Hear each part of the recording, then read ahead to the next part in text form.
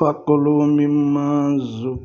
ذُكِرَ اسْمُ اللَّهِ عَلَيْهِ إِن كُنتُم بِآيَاتِهِ مُؤْمِنِينَ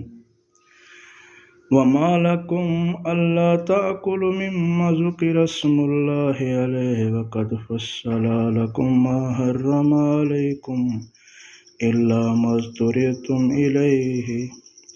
وَإِنَّ كَثِيرًا لَيُضِلُّونَ بِأَهْوَائِهِمْ بِغَيْرِ عِلْمٍ إِنَّ رَبَّكَ هُوَ أَعْلَمُ بِالْمُعْتَدِينَ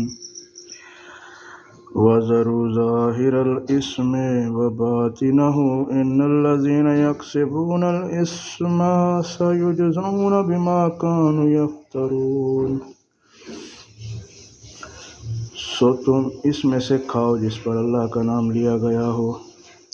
اگر تم اس کی آیتوں پر ایمان لانے والے ہو،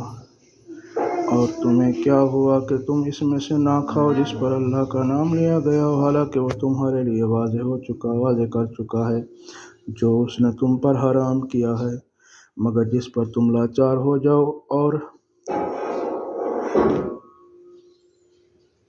بہت سے لوگ